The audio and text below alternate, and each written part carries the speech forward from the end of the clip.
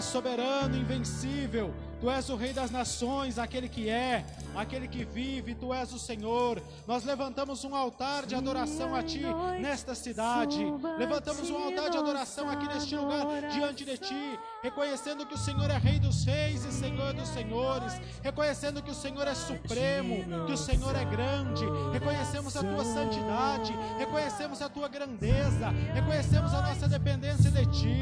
Oh, decanta, ribalabalabachô, Tu és maravilhoso, Senhor, Tu és lindo. Nós, a Tua noiva, Te amamos, nos expressamos perante Ti, como igreja, Senhor, como povo, Te adoramos, pois o Senhor é Deus, o Senhor é a nossa fortaleza, o Senhor é a nossa riqueza. Quem é Deus senão o Senhor? Quem se compara a Ti? O Senhor é grande, o Senhor é exaltado, o Teu nome é acima de todos os nomes. Ao Teu nome se dobra todos os joelhos nos céus, na terra e debaixo da terra, e toda a língua confessa que Tu és o Senhor. Todo olho verá, todo joelho se dobrará diante de Ti, todos reconhecerão a Tua grandeza, pois o Senhor é eterno. O eterno é o nosso Deus, o eterno é o único. Oh, shekantalabá, oh, ribalabalabachô. Adore, igreja, ore em línguas, expresse-se diante do Senhor. Vamos fazer um movimento aqui, vamos tocar o céu com a nossa adoração, vamos tocar o coração do Pai. Nós Te amamos, Senhor, nós Te engrandecemos. O Senhor é perfeito, o Senhor é a luz do mundo, a Tua palavra é a verdade e se cumpre em nossas vidas. Exaltado seja o nome do Senhor, o Pai, o Filho, o Espírito Santo. O Senhor é um fogo consumador que consome os Teus inimigos. Quem pode se suster diante de Ti, Senhor? Os governadores, os reis, Senhor, os poderosos fazem as suas tramas, fazem os seus planos, mas o Senhor é que dá a palavra final. O Senhor domina todas as coisas, sobre os seus inimigos, sobre o Teu povo. O Senhor tem o controle das nações, o Senhor tem o controle da história, e nós Te engrandecemos. Bendito é o Teu nome, Deus Todo-Poderoso, Supremo e Invencível. Glória e honra, glória e majestade estão diante de Ti, força e formosura nos Teus santuários. O Senhor é o mais belo entre milhares, não há quem se compare a Ti. Agora, igreja, do lugar da autoridade, ore pela cidade de Piraju. Vamos ter eleições por esses dias, e nós não queremos corruptos se elegendo, nós não queremos incompetentes se elegendo, nós não queremos pessoas aliançadas com Satanás, pessoas aliançadas com as trevas, pessoas aliançadas com o crime, dominando a nossa cidade. Nós queremos sim que o Senhor estabeleça no trono de governo desta cidade aqueles que eles têm um propósito, aqueles que estão aliançados com o propósito dele. Por isso, ore agora pelas eleições de Piraju. Ore para que o Senhor tire todos aqueles que não estão no seu propósito. Ore para que o Senhor tire todos aqueles que são incompetentes, que são corruptos, que são aliançados com as trevas, e que se estabeleça aqueles que são determinados por Deus. Oh Senhor, em nome de Jesus, nós oramos pela cidade de Piraju agora, sabendo que não há autoridade que não venha de Deus, sabendo que o trono de autoridade foi o Senhor que estabeleceu. Por isso nós oramos, Senhor, para que o Senhor estabeleça na cidade de Piraju aqueles que são do seu propósito. Nessas eleições, meu Senhor, eu peço que o Senhor venha frustrar aqueles que estão envolvidos com corrupção, aqueles que são envolvidos com as trevas, aqueles que são envolvidos com crimes, ou até mesmo aqueles que são incompetentes e não podem trazer melhorias para a cidade, e não podem trazer melhorias para o Teu reino. Mas pedimos, Senhor, em nome de Jesus, estabelece aqueles que são do seu propósito. A Tua palavra diz que o Senhor levanta reis e os faz cair. Por isso levanta, Senhor, aqueles que estão do seu propósito. Levanta, Senhor, aqueles que estão da sua vontade. Faz uma limpeza na prefeitura, faz uma limpeza na Câmara, tirando todos aqueles que não se alinham com o propósito de Deus, e estabelecendo aqueles que são do seu propósito e da sua vontade. Em nome de Jesus, nós amarramos todos os demônios que têm operado nesta cidade durante as eleições municipais, fortalecendo a corrupção, fortalecendo o engano. Nós amarramos e expulsamos em nome de Jesus, e nós determinamos que só se estabelecerão aqueles que se alinham com o propósito, aqueles que se alinham com a vontade do Senhor, em nome de Jesus.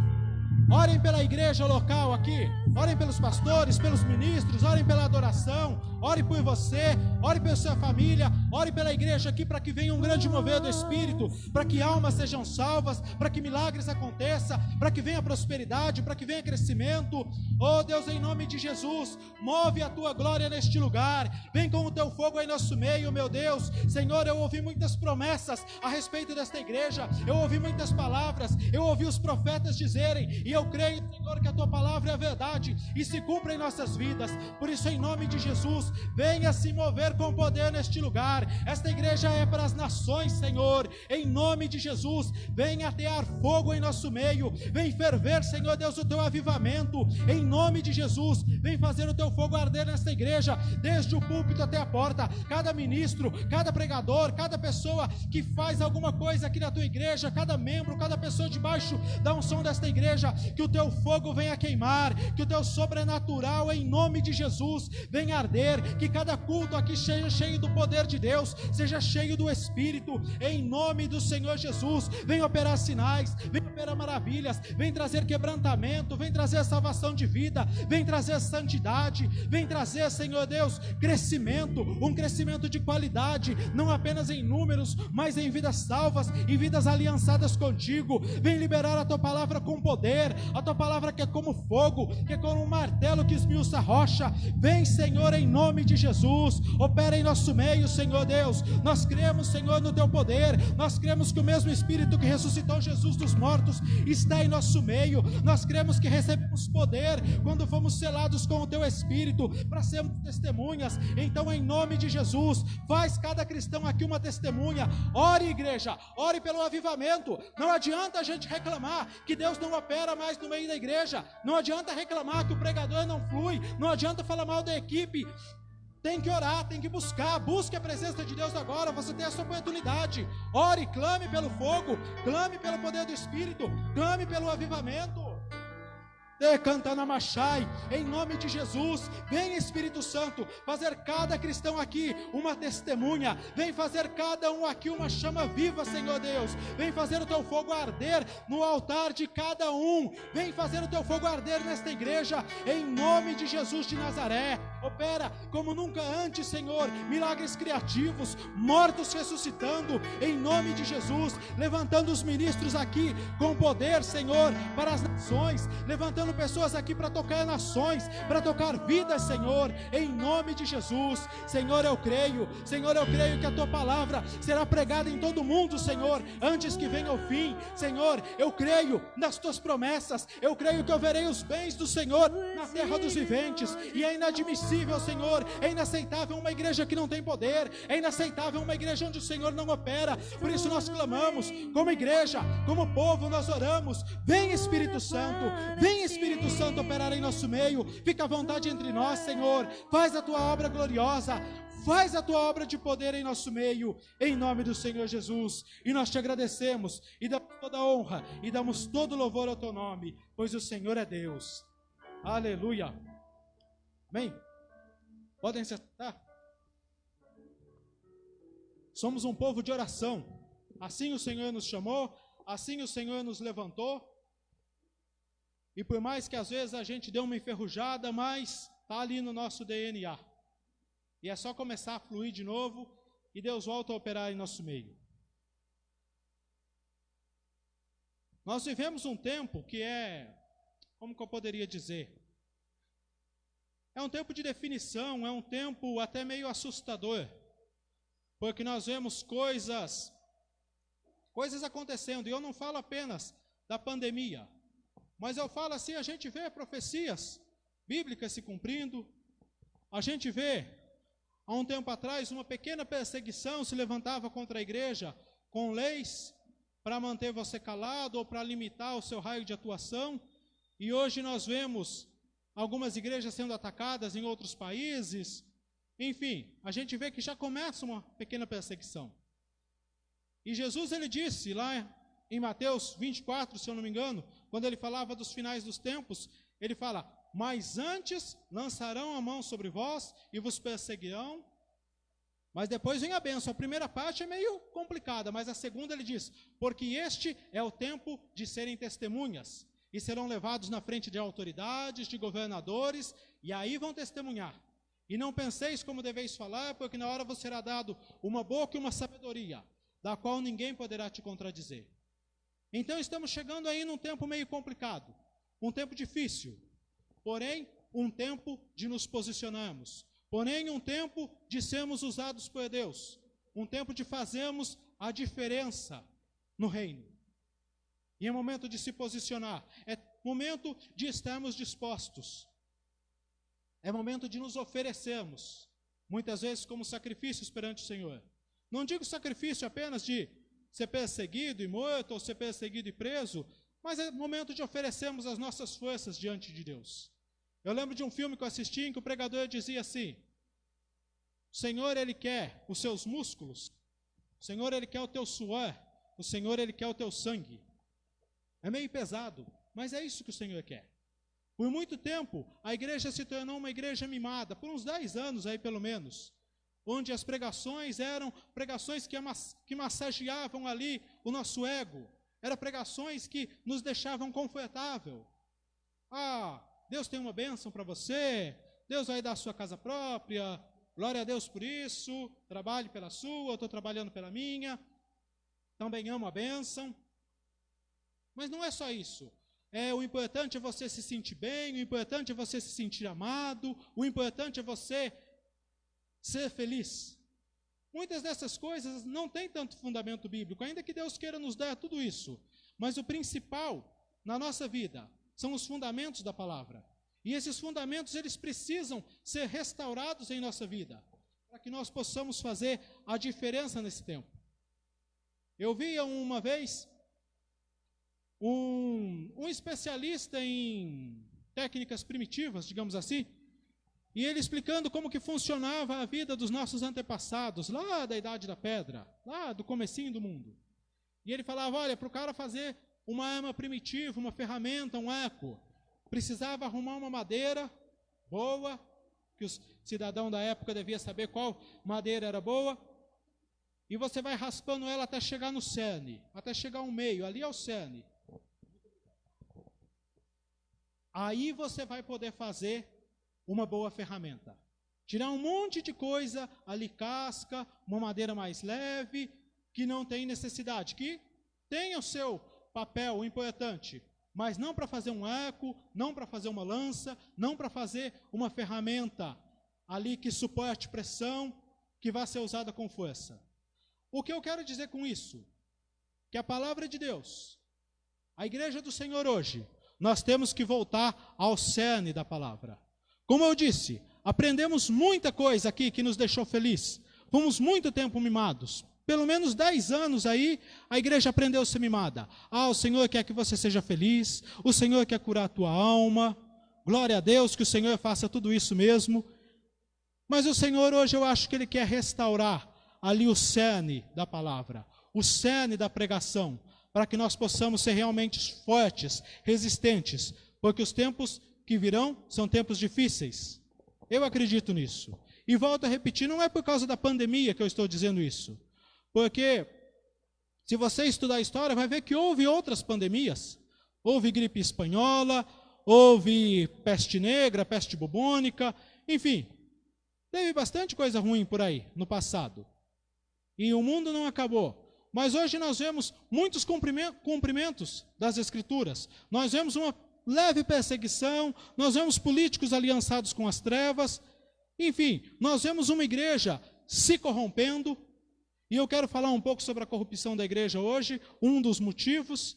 Enfim, muitas coisas nos mostram que as coisas estão se afunilando e que os tempos serão difíceis, que dias ruins virão. Nós temos que estar fortes. Como diz Paulo lá em Efésios, fortalecei-vos no Senhor, na sua força, no seu poder, para que possais resistir no dia mau. E eu queria falar hoje sobre um princípio interessante da palavra, que está em 1 Samuel capítulo 20, versículo 3.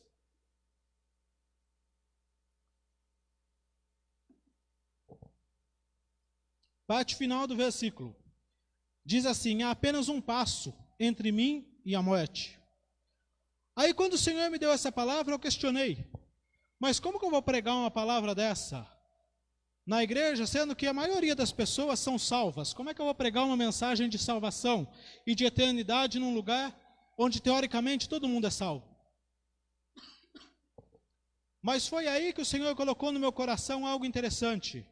Se uma igreja não pregar sobre salvação, se uma igreja não pregar sobre eternidade, o que essa igreja está formando? O que nós pregadores passamos para as pessoas? Ou você que não prega aqui na frente, mas a sua vida é uma pregação. O que passamos para as pessoas quando não mostramos a salvação, não mostramos a realidade do céu e do inferno, a realidade da eternidade? Esse é o motivo, um dos motivos, que a igreja muitas vezes ela é fraca, muitas vezes não é perseverante, muitas vezes é inoperante, muitas vezes não tocamos o mundo lá fora, o mundo nos toca mais do que nós tocamos eles, porque não há consciência de uma eternidade. Temos muitas vezes a consciência do aqui, agora. Então, em nome de eu ser feliz, vale eu quebrar um princípio bíblico. Porque eu não estou contando o que vai acontecer futuramente. Em nome de ter uma igreja cheia, vale eu quebrar os princípios da palavra, ou não pregar a palavra como ela tem de ser pregada. Eu lembro de um cidadão que trabalhou comigo, que havia sido pastor de uma outra denominação, e ele me dizia como ele aprendeu as técnicas de marketing para atrair as pessoas. E ele dizia, olha, meu líder, ele dizia que quando uma emissora lança uma novela boa, a outra lança uma melhor, e vai uma outra lança uma melhor ainda, e assim tem que ser na igreja. E ele falava sobre as suas técnicas de convidar as pessoas. E um dia eu disse para ele, mas e a respeito da salvação, do arrependimento, do céu e do inferno, o que vocês falam? Ah não, sobre isso não falamos. Não convém para nós falar isso. Nós queremos igrejas cheias, nós queremos pessoas que ofertem.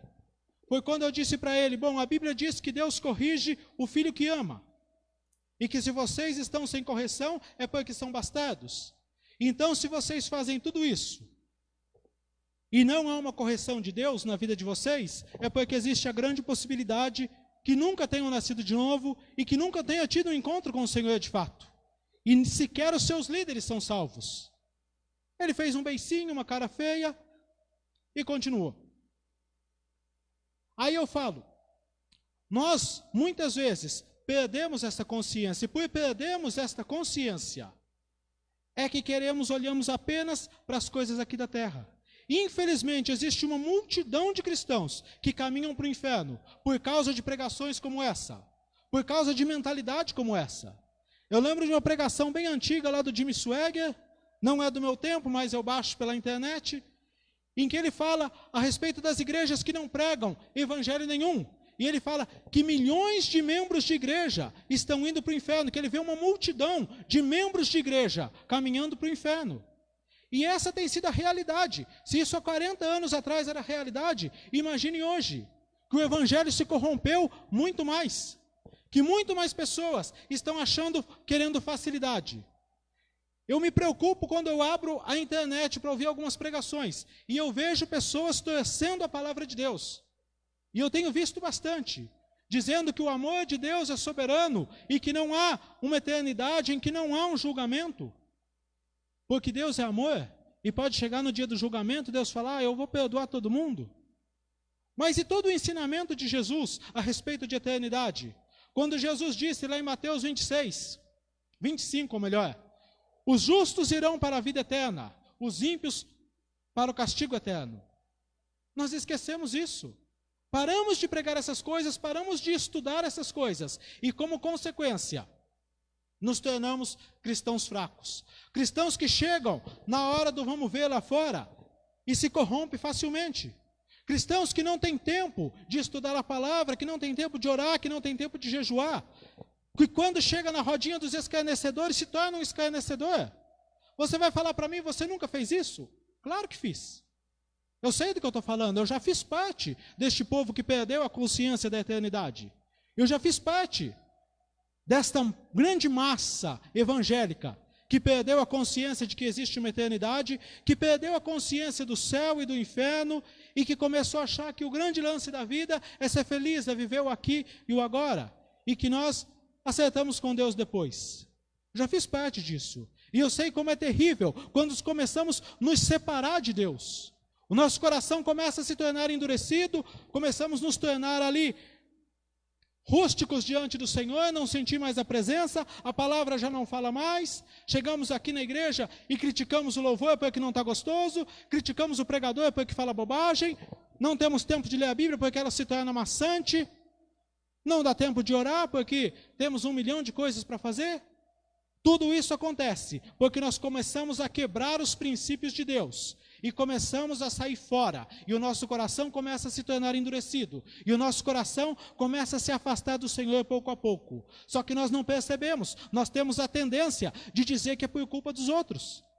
Há pouco tempo atrás uma pessoa falou para mim, olha, meus filhos não vão na igreja porque eles veem os filhos dos outros irem em baile, bebendo, fumando, namorando gente mundana, e fez todo aquele seu rosário de lamentação. E eu fiquei pensando, meditando, e conversei com uma pessoa, com outra, aí eu percebi que as outras pessoas diziam o mesmo dele. Ah, eu não vou para a igreja porque eu vejo que o fulano de tal, ele tem uma vida assim, assim, assado. Então, quem está certo, quem está errado nessa história? Ninguém está certo e ninguém está errado. Está todo mundo procurando uma desculpa, porque se afasta de Deus, porque perde a consciência da palavra.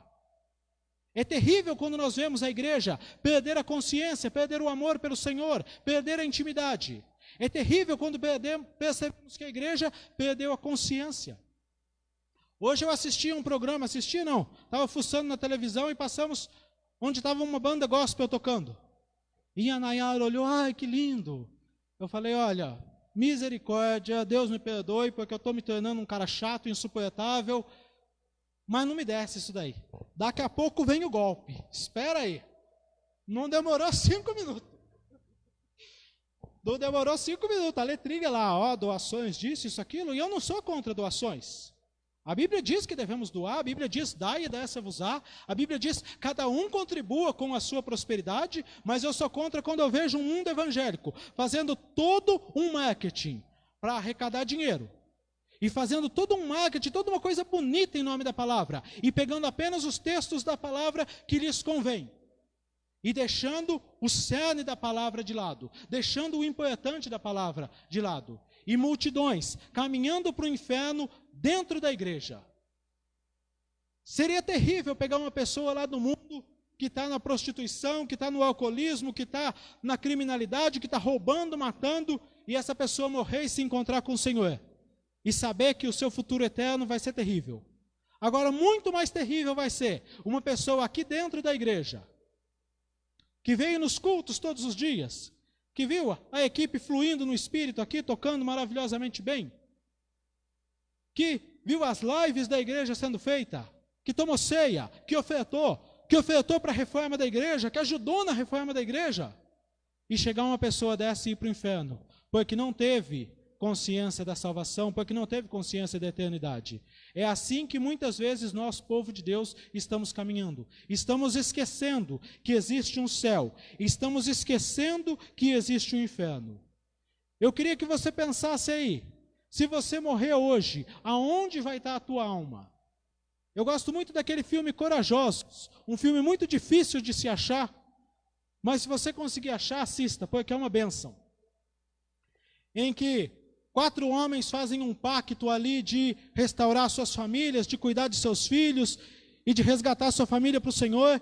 E um deles toma a palavra num púlpito e diz assim, muitas pessoas elas vão ver que os seus hobbies, o seu trabalho, o seu dinheiro não tem nenhum valor eterno. Mas a vida eterna da sua família, a alma eterna da sua família, essa tem um valor tremendo. Gosto muito de uma palavra do Paul Washer, procura lá, eu acho que é 10 anos de pregação chocante, uma coisa assim, no Brasil, em que alguém faz uma entrevista com ele e fala a respeito da pregação chocante, que foi a pregação que lançou ele aí para o mundo. Ele fala, ó, eu não coloquei essa pregação no YouTube, alguém gravou lá e colocou, mas eu estava num congresso, e eu via uma banda tocando muito bem, e agitando, e as pessoas pulando, e as pessoas cantando, e eu via que todas aquelas pessoas não tinham uma vida com Deus, não tinham uma comunhão com Deus. Eu via que a situação da igreja ali era sinistra, mas estava todo mundo se alegrando, como se todo mundo tivesse salvo. quando eu sabia que não estava. E eu fui tomado de um zelo ali, um fervor, o Espírito Santo começou a se mover, e quando ele tomou a palavra, ele disse que o que preocupava ele é saber que daqui 50 anos, a maioria daquelas pessoas que estavam ouvindo ele iriam para o inferno. E ele continua citando, pregando aquele texto de Mateus, onde Jesus diz: nem todos que me dizem Senhor, Senhor, entrarão no reino de Deus, mas aquele que faz a vontade do meu Pai. E ele pregou de uma maneira violenta, de uma maneira poderosa. Você conhece, eu acredito, a pregação. Mas o que me chamou a atenção, além da pregação que é tremenda, foi quando ele diz que o que motivou ele a fazer aquela pregação foi ele ver que a situação da igreja era uma calamidade e estava todo mundo se alegrando como se estivesse numa festa. E precisava ser restaurada a palavra de salvação na sua época. Assim é nos nossos dias. Muitas pessoas que estão dentro das igrejas hoje, se Jesus voltasse, ficariam. Muitas pessoas hoje, se morresse, iriam para o inferno. A Bíblia diz que ao homem está ordenado morrer uma só vez, vindo depois disso o julgamento. A Bíblia diz que Deus julgará os segredos dos homens. Essa palavra é tremenda, porque ao olhar aqui todos nós somos santos. Ninguém sabe o que passa na nossa mente, ninguém sabe o que fazemos no oculto. Passamos a maior parte do nosso dia longe da casa, longe da família, muitas vezes com pessoas que não conhecemos. E muita gente tem muitos segredos, mas Deus julgará os segredos dos homens. Como alguém disse esses dias, no juízo final vai ter um telão onde vai passar suas mensagens de WhatsApp. Aí complicou tudo. A gente ri, e de fato é engraçado, mas é a triste realidade em que nos encontramos hoje. A necessidade de entendermos a questão da eternidade. Todos nós iremos morrer um dia. E se não morrermos, Jesus voltar, de uma forma ou de outra, estaremos face a face com o Senhor. Todos vamos comparecer diante do tribunal de Cristo. Todos nós, sem exceção. Uns vão receber o julgamento para receber a recompensa. E outros vão receber o julgamento para ter um castigo eterno. Jesus, ele disse que é melhor você ter um prejuízo aqui terreno, mas se salvar eternamente, do que você ganhar tudo aqui, mas ir para o inferno, onde o fogo não se apaga, onde o verme não morre. Jesus, ele falou que existem dois caminhos, não existem três. Não é que nós vamos jogar para o dia seguinte, amanhã eu vou viver assim, amanhã eu me acerto, eu vou viver de qualquer jeito, o Senhor vai ter misericórdia, Ele sabe os meus motivos. É claro que o Senhor sabe os nossos motivos, mas Ele também diz, deixou a sua palavra.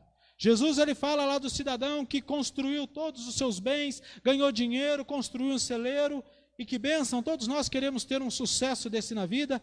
Esse homem era um empreendedor de sucesso, todos nós gostaríamos de ser, mas chega um dia e o Senhor fala, hoje pedirão a sua alma, e tudo que você fez, para quem que vai ficar?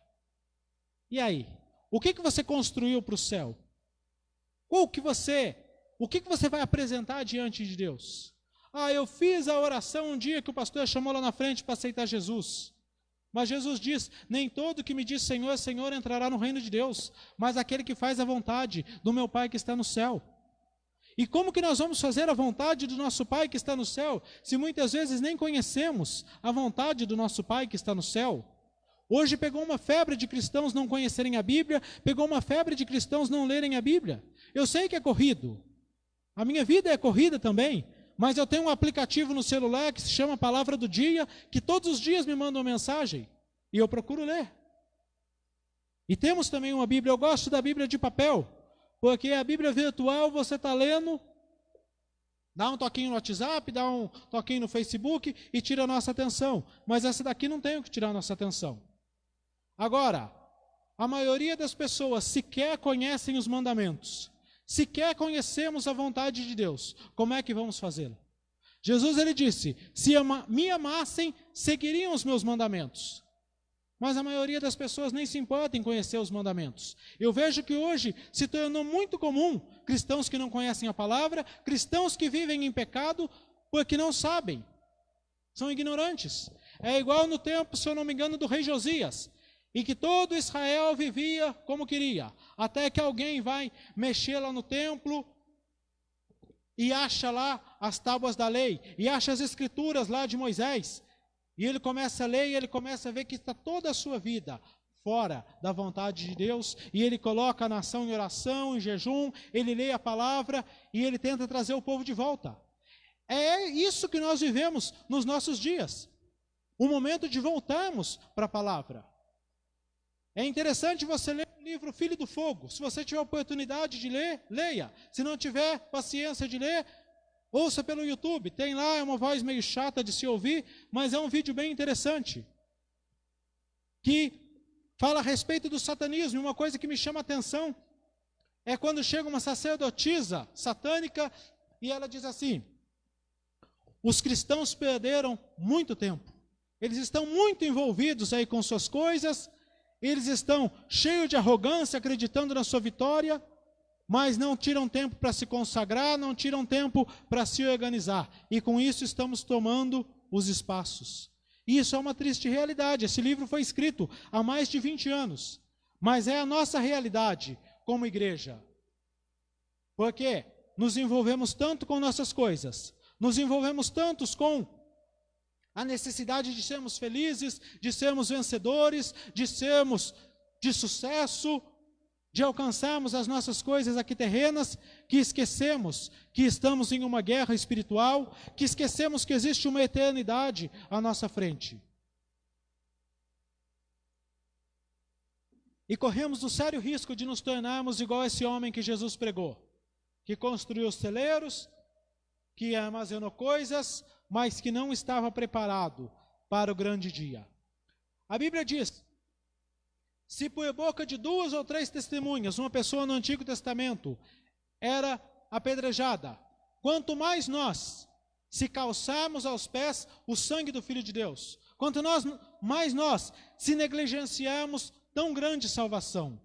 Jesus operou o maior milagre de todos. Ele morreu por nós, ele morreu para nos trazer vida eterna, sofreu os nossos pecados, sofreu a ira de Deus. Jesus chega lá no Getsemane, está orando e suando sangue, e diz: Pai, aparta de mim esse cálice. E é interessante que eu notava, eu ouvia essa pregação e eu pensava: do que Jesus tem medo? Jesus tem medo da cruz? Jesus tem medo da violência dos soldados romanos? Mas essa é uma coisa muito simples para falarmos, porque muitos cristãos passaram pela cruz depois de Jesus, muitos passaram pela violência dos romanos e se mantiveram firmes. Agora Jesus está chorando, está suando sangue, e então eu vejo alguém pregando. O que tinha naquele cálice que Jesus temia? O cálice continha a ira de Deus. Jesus sofreu toda a ira de Deus, para que nós hoje pudéssemos escapar delas, para que nós pudéssemos ter salvação. Mas como vamos escapar? Se nós negligenciamos essa salvação, se nós esquecemos disso, se nós nos voltarmos para nós mesmos. Paulo ele fala a respeito de um pessoalzinho lá da sua época, que o seu Deus era o ventre, olhavam para si só, olhavam para suas necessidades, olhavam para o seu bem-estar. E assim a igreja hoje, nós, povo de Deus, estamos nos tornando pessoas que querem apenas o seu bem-estar, que querem apenas o seu sucesso. E às vezes queremos fazer da igreja não vou dizer que pronto-socorro seria a palavra correta, mas fazemos da igreja tipo uma lanchonete. Nós vamos lá para se alimentarmos, nós vamos lá para receber uma palavra ali e eu voltar feliz para minha casa. Não, você não tem que receber uma palavra e voltar feliz para sua casa. Você tem que receber uma palavra que te traga arrependimento, que te traga quebrantamento, que faça você enxergar a sua realidade e que faça você se posicionar. É esse tipo de palavra que buscamos. Se recebemos uma palavra que vai nos trazer felicidade, amém? Mas se não recebemos, muito bom, precisamos nos consertar. Esses dias eu orava e jejuava: Deus fala comigo, e Deus falou. E falou aquilo que eu não queria ouvir. Foi muito desagradável ouvir aquilo que Deus falou. Porque eu buscava algo e Deus vem e me diz: não, isso daqui não é para você, não é tempo, fica quieto aí. Aí você fala: puxa, eu estava com tanto entusiasmo. Mas enfim, o importante é ouvirmos e obedecermos. Mesmo que seja algo que não queremos ouvir. Precisamos nos voltar para o Senhor. A Bíblia diz que não é vontade do Pai que ninguém se perca. O Senhor, Ele quer a salvação de toda a igreja. Ele quer a salvação de todo o povo, pessoas do mundo, pessoas lá fora. Muitas vezes nós temos uma visão muito ignorante das coisas, vamos dizer assim. O apóstolo Paulo, antes de conhecer Jesus, era um cidadão terrível. Perseguia cristãos, agredia, levava a tribunais. E eu acredito que se eu vivesse nos tempos de Jesus, ou nos tempos de Paulo, eu oraria para Deus matar o apóstolo Paulo, com certeza. Que eu, apesar de eu ser uma pessoa bem tranquila, mas eu sou uma pessoa que se me colocarem ali no canto da parede, eu me estresso. E depois que eu me estresso, eu não desestresso mais. Então eu já procuro não me estressar. A hora que eu vejo que eu estou me estressando, eu já saio fora. Então eu imagino você vivendo numa época em que tem um cidadão, um líder, que está perseguindo, que está matando e que está condenando os seus irmãos. Você vai orar para que ele morra, com certeza. Mas Jesus diz, esse é um vaso escolhido para mim, para levar meu nome para as nações, e eu vou mostrar para ele como ele vai sofrer por minha causa. E Deus salva um homem sinistro desse. Isso mostra que a misericórdia de Deus é extraordinária. A misericórdia de Deus é fantástica. E Ele quer salvar muitas pessoas. Ele quer salvar a nossa vida, porque Paulo fala lá para Timóteo, fazendo estas coisas, você salvará a ti mesmo e salvará outros. Ou seja, Timóteo estava na igreja. Timóteo talvez fosse um apóstolo, porque Paulo dá ordens para ele, unge pastores, organiza a liderança aqui e ali. Isso é função de um apóstolo. Então Timóteo era um apóstolo, ou pelo menos um pastor, um líder. Mas Paulo diz para ele, fazendo essas coisas você salvará a si mesmo. Por quê? Porque existe a possibilidade de que servos de Deus acabem se perdendo. Embora muitas pessoas digam que uma vez salvo, sempre salvo, mas se Paulo fala que faz essas coisas que você vai se salvar, é porque existe existe a possibilidade de nos perdermos. Uma vez alguém me deu uma palavra violenta, que foi como um soco no estômago. Eu estava vivendo a minha vida cristã, do jeito que eu queria, achando que Deus é um Deus de amor, um Deus de misericórdia e que entendia a minha situação. Afinal de contas, Deus sabe, a carne é fraca, Deus sabe que a gente não é perfeito. E fui vivendo a minha vida. E um dia eu estou passando para a rua, uma pessoa me chama, Cristiano, eu queria falar com você. Já faz uns dias que Deus me deu uma visão e eu queria te contar. Pensei, né? Vamos lá. Será que é coisa boa? E ela diz assim, eu vi alguém indo por um caminho bem sinistro, um caminho escuro, um caminho sombrio. E essa pessoa tinha uma pulseira. E essa pulseira brilhava, e o brilho daquela pulseira te atraía. E aquela pessoa ia andando e você ia correndo atrás dela. Mas você não conseguia alcançar, mas quanto mais ela se distanciava, mais você queria ir. E você chega num lugar onde tem um poço e você tropeça e cai naquele poço. E eu olho aquele poço, ele tem como se fosse umas brasas na parede. Eu já não gostei, né? Já ficou meio sinistra a palavra. Mas o que ela disse por último foi pior de tudo. E Deus me disse, este é o caminho do engano. Então, eu estava dentro da igreja, eu estava achando que eu podia viver do jeito que eu quisesse, porque eu era jovem e tinha direito, e estava seguindo o meu caminho. Mas o Espírito de Deus vem e diz, esse é o caminho do engano, você vai parar no inferno. É um soco no estômago, é como você tomar um tapa na cara ali. Mas o que é de cura, felizmente, aí você se posiciona, porque você sabe o que te aguarda. Você sabe o futuro eterno da tua alma. Depende de você se posicionar. Pense nisso. Eu sei que às vezes nós queremos ouvir uma mensagem que seja mais voltada para o cristianismo, vamos dizer assim. Falamos a respeito de nações, de pregação, de adoração, de intercessão, batalha espiritual. Mas se nós não começarmos a pregar a eternidade de novo, se não começarmos a pregar a salvação de novo, nós vamos começar a nos corromper e nós vamos cada vez mais nos afastarmos dos caminhos do Senhor, cada vez mais nos afastarmos da vontade de Deus. Aí você vai dizer, mas não tem graça servir a Deus por medo do inferno. Então sirva a Deus por expectativa do céu.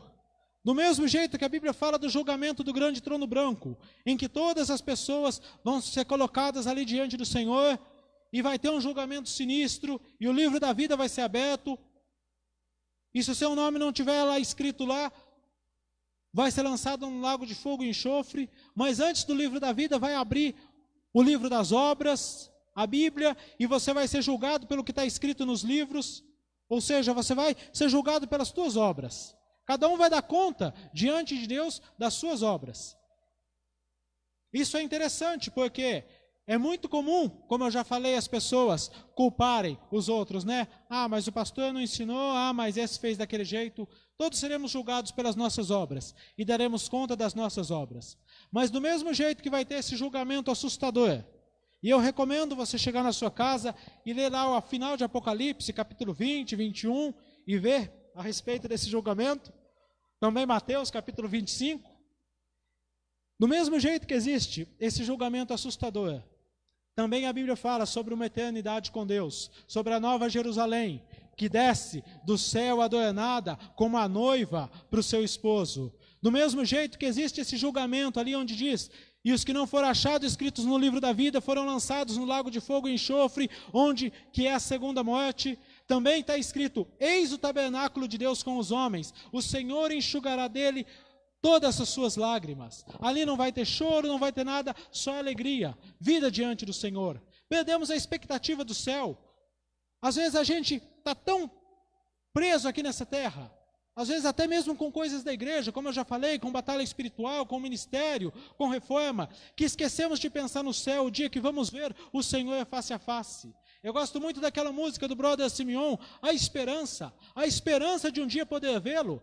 Isso tem que nos mover, isso tem que nos motivar. Temos que ter entusiasmo. Senhor, quando eu vou ver face a face o Senhor? A esperança de um dia poder vê-lo, de estar na presença dEle. Eu quero ver Jesus, agora há pouco cantamos, eu quero conhecer Jesus. E muitas vezes nós pensamos apenas: eu quero conhecer Jesus ali na adoração, eu vou subir na presença de Deus, adorar, maravilha. Mas e quando conhecemos Jesus face a face, estamos perto dEle? Isso tem que nos motivar, conhecer o céu, conhecer a eternidade com Deus. Temos essa expectativa, vai fazer vivermos a palavra, vai fazer vivermos uma vida mais poderosa aqui nesta terra, porque não vamos viver sem esperança. O apóstolo Paulo, ele diz: se nós esperamos em Cristo apenas nessa vida, somos as mais infelizes criaturas. Então temos que ter a esperança do céu. Quando tivermos essa esperança, pode crer que nós vamos ser luz ali no mundo. Porque nós não vamos nos ver como pessoas deste mundo, mas como pessoas conectadas com o céu, e que vão manifestar o céu, e que vão denunciar as obras das trevas. Eu quero que você se coloque em pé agora, vamos orar.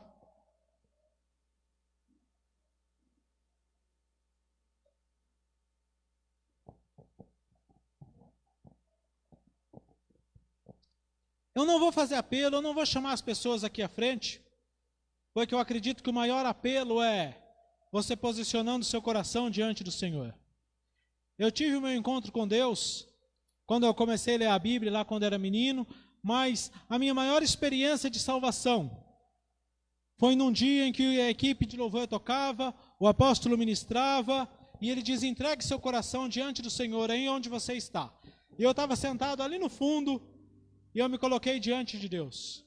Foi maravilhoso, foi um dia extraordinário, o dia mais extraordinário da minha vida. Eu lembro até a música que estava cantando. Estava cantando Tu És Soberano. Foi um dia tremendo, uma quarta-feira à noite. Então, se você ainda não tem a salvação, você que está nos assistindo pela internet aí, a live, você que está aqui, se você ainda não tem certeza da tua salvação, não teve um encontro ainda com o Senhor, coloque a sua vida diante de Deus agora. Peça para o Senhor: Senhor, entra no meu coração. Traz, Senhor Deus, o arrependimento, traz o quebrantamento. A Bíblia diz: ignorais que não é que o Espírito Santo que traz o arrependimento. Peça para o Espírito Santo. Se você sente que o seu coração já está meio embrutecido diante de Deus, já está meio endurecido e você já está sendo enrolado, embaraçado pelo pecado, peça quebrantamento ao Espírito Santo agora. Se você perdeu esta consciência da eternidade, peça: Espírito Santo, vem me quebrantar, vem mudar o meu coração, vem trazer arrependimento, vem trazer quebrantamento, vem, Senhor, me trazer um choque de realidade. E entregue seu coração diante de Deus, se você ainda não fez isso, se você ainda não se arrependeu dos seus pecados, não confessou Jesus. A Bíblia diz: todo aquele que invocar o nome do Senhor será salvo. Que se você confessar que Jesus é o Cristo, você vai ser salvo. Entregue-se a Deus agora. Espírito de Deus, Tu és maravilhoso, Senhor. Tu és um Deus tremendo, Tu és um Deus santo. O Senhor é maravilhoso. E o Senhor nos chamou para vivermos uma eternidade contigo, uma eternidade em sua presença. Mas eu peço, Senhor, toque em nossas vidas hoje, porque perdemos a consciência da eternidade, de tanta coisa que temos nessa terra. Perdemos a consciência do céu e do inferno, perdemos a consciência de que um dia vamos morrer ou sermos arrebatados. Por isso eu peço, Espírito Santo, em nome de Jesus, quebranta os corações, traz arrependimento, Senhor, traz quebrantamento. Aqueles que estão com seus olhos vendados, tira a venda dos seus olhos, tira, Senhor, o véu dos seus corações, toca e tira toda a dureza e leva a ter experiências profundas contigo, para que possamos nos posicionar, para vivermos nessa eternidade. Senhor, em nome de Jesus, eu repreendo todos os demônios que impedem as pessoas de receberem Jesus, as pessoas de se arrependerem dos seus pecados, as pessoas de serem salvas. Nós repreendemos. Solte, diabo, as mentes, solte suas mentes, solte suas vontades, solte seus corações em nome de Jesus. Que as vidas sejam livres para vir ao Senhor. Salva, Senhor, cada um que está ouvindo, cada um que está se posicionando, em nome de Jesus. Que haja abundância de salvação neste lugar, meu Deus. As pessoas que estão ouvindo pela internet, toca com poder nas suas vidas, Senhor. Aqueles que não são salvos, para que sejam salvos. Aqueles que estão em pecados, para que sejam reconciliados contigo. E aqueles que já te servem, Senhor, dá expectativa da salvação, dá expectativa da eternidade, dá expectativa, Senhor Deus, do encontro contigo, em nome do Senhor Jesus. Obrigado, Senhor. Obrigado pela Tua presença aqui. Obrigado por nos trazer a consciência, Senhor, da eternidade. Tu és maravilhoso, Senhor. Tu és santo, Deus eterno. Eu te agradeço por essas pessoas que estão se posicionando, por essas pessoas que estão se salvando. Eu te louvo. Muito obrigado, Senhor. Obrigado, meu Deus. Aleluia. Bendito seja o Teu nome.